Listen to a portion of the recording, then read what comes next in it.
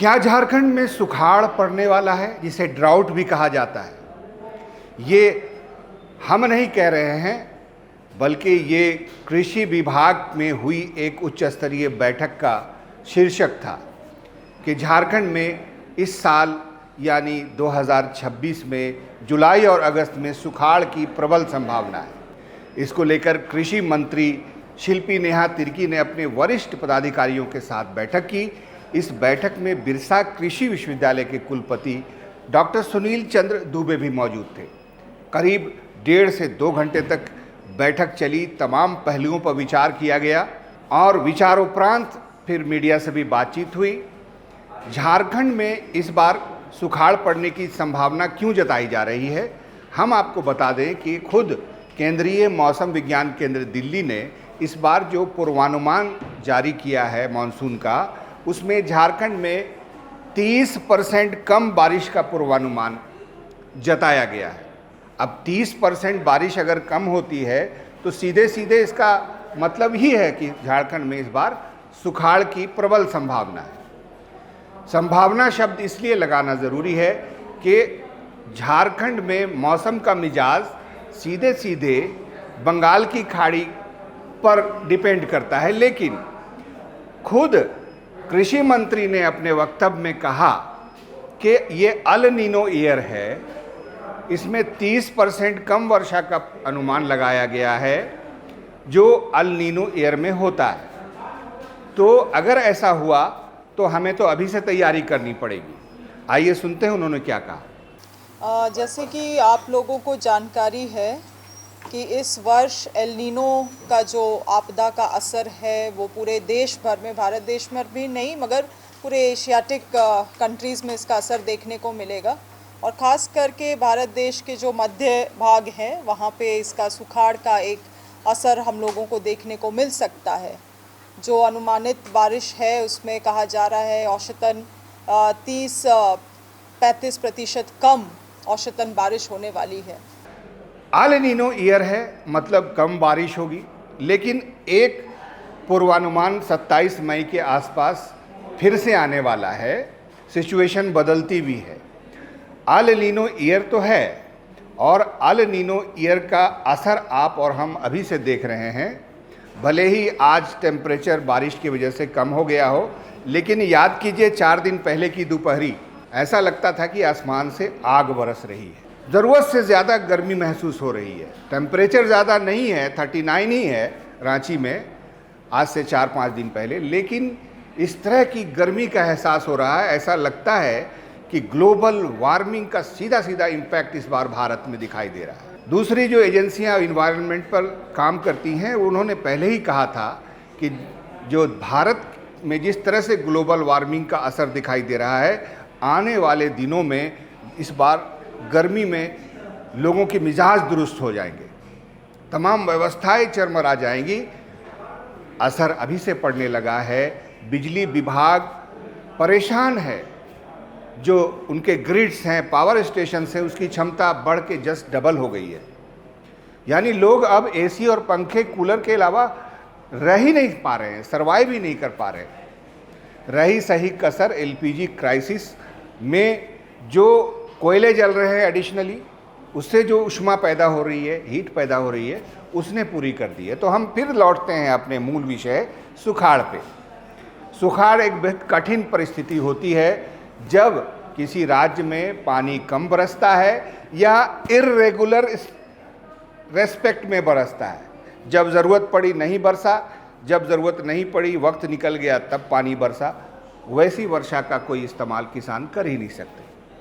ऐसा होता आया है। झारखंड का इतिहास है कि एक फसली स्टेट है। यहाँ पर बस साल भर में एक खरीफ फसल मिल गई तो मिल गई, रबी का कोई कहना नहीं है। हुआ तो हुआ, नहीं हुआ तो नहीं हुआ। तो झारखंड में चूँकि ढलानी खेत है, जो हाईलैंड्स है, उस पर ही खेती किसानी हो सकती है। मतलब साफ है। आज बिरसा कृषि विश्वविद्यालय के कुलपति डॉक्टर सुनील चंद्र दुबे भी उस कार्यक्रम में मौजूद थे। कार्यक्रम नहीं, उस उच्च स्तरीय बैठक में मौजूद थे। उन्होंने कुछ इसके रास्ते बताए कि कैसे सुखाड़ या कम वर्षा की स्थिति बनती है तो कैसे इससे राहत कैसे मिले किसानों को, वैकल्पिक फसल कब लगा सकते हैं किसान, इस पर उन्होंने कुछ कहा है, आइए सुनते हैं। और पहले तो मैं बताऊं 25-30% अगर बारिश कम भी अपने यहाँ होगी तो पिछले साल का औसत देखा जाए तो बहुत ज़्यादा बारिश हमारे यहाँ 1500-1600-1400 मिलीमीटर होती है, तो 25-30% कम भी होगी तो हम अगर पिछले साल के तुलना में तो हम अभी सही रहेंगे, कोई दिक्कत हमें नहीं होगी। लेकिन अगर ड्राई स्पेल ज़्यादा हुआ, सूखे का जो इरेगुलर डिस्ट्रीब्यूशन हुआ, मतलब बारिश जो है समान रूप से पूरे वर्ष भर नहीं हुई और डिस्ट्रीब्यूशन इरेगुलर हुआ, तब थोड़ा दिक्कत होगी। उस पर हम लोगों ने चर्चा किया है आज जो है कि कैसे किसान को खेत की तैयारी से लेकर के उससे हमें, क्योंकि जो भी एक एक बूंद बारिश की होगी उसको कैसे संचय किया जाए खेत की तैयारी से लेकर के कटाई तक। और क्योंकि हमें जो है अगर सूखा पड़ जाता है तो रबी में भी ध्यान देना पड़ता है, किसी जो है पानी जो हमारा होता है इसी पर रबी की बुआई होती है, तो उसको कौन कौन सी फसलें कब ली जाए। तो हम लोगों ने इस पर बृहद रूप से चर्चा किया। जैसा आप सबको पता है कि सबसे ज़्यादा खरीफ में धान की खेती यहाँ होती है, जो ऊंची भूमि में अपलैंड जिसको राइस कहते हैं, वो सबसे ज़्यादा करीब 9 लाख हेक्टेयर एरिया होता है। तो उसमें कैसे किसान जो है डाइवर्सिफिकेशन करें, केवल धान पर निर्भर न रहे कि अगर सूखा पड़ जाता है इनिशियली में कुछ समय के लिए, तो उसके लिए हम लोग उसमें मड़ुए की खेती करें, ब्लैक ग्राम जो है उड़द की खेती करें, मूंग भी लगा सकता है कुछ हद तक जो है, सोयाबीन की खेती करें, और सभी धानों की कौन कौन सी प्रजातियां कब कब लगाए खेत के अनुसार।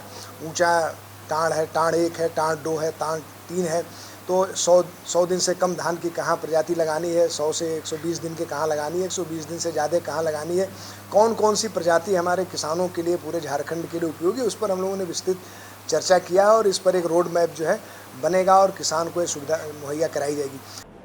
तो स्थिति साफ हो गई है कि सुखाड़ की प्रबल संभावना है। आपको याद होगा 4 से 5 साल ही हुए हैं झारखंड में सुखाड़ पड़ा था। सुखाड़ के लिए सरकार ने कॉल दिया था केंद्र को, केंद्र से टीम भी आई थी, ग्राउंड सर्वे हुआ था जिसको स्थल निरीक्षण कहते हैं, लेकिन सुखाड़ के पैसे अनाउंस करने के बावजूद भी झारखंड को सुखाड़ के पैसे या मुआवजा नहीं मिला था। झारखंड सरकार ने ही अपने सोर्स से सब तमाम राहतें की, तमाम तरह के किसानों को कृषि ऋण वगैरह वगैरह जितनी भी चीज़ है, खाद सब्सिडी है, बीज सब्सिडी है, सब कुछ मुहैया करवाया था। तो अनुमान है कि सुखाड़ पड़ सकता है, लेकिन अभी राहत की एक गुंजाइश बाकी है। 27 मई को जैसे मैंने बताया कि एक और पूर्वानुमान केंद्रीय मौसम विज्ञान केंद्र दिल्ली से होने वाला है, उसमें अगर कह दिया गया कि हाँ अब भी स्थिति वही है, 30% बारिश कम होगी, तो फिर मान लेना चाहिए कि झारखंड को एक और सुखाड़ से जूझना पड़ेगा। पिछली बार आपको याद होगा एक्सेसिव मानसून, यानी मानसून ज़रूरत से ज़्यादा आया था। पहले थोड़ा देरी हुई, लेकिन एक बार जब बारिश आई तो फिर बाढ़ की स्थिति आ गई थी।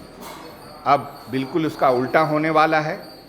उम्मीद की जानी चाहिए कि किसान अभी से वैकल्पिक तैयारियां करेंगे, सरकार की योजनाओं से इंटरेक्ट करेंगे, जो चीज़ें उनके फ़ायदे में हैं वो करके अभी से जल संचय करें। अभी 2-4 दिन लगातार बारिश हो रही है, उसका भी जल संचय कर सकते हैं लोग। तो स्थिति अच्छी नहीं है, तैयारियां अभी से शुरू हो गई हैं।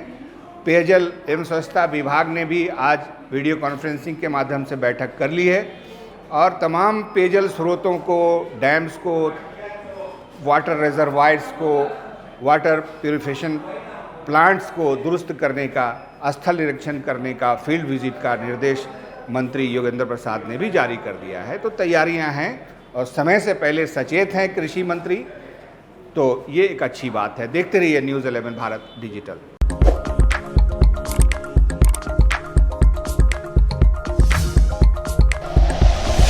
Like and share videos, subscribe करें हमारा चैनल और प्रेस करें बेल आइकॉन। न्यूज़ 11 भारत, सच है तो दिखेगा।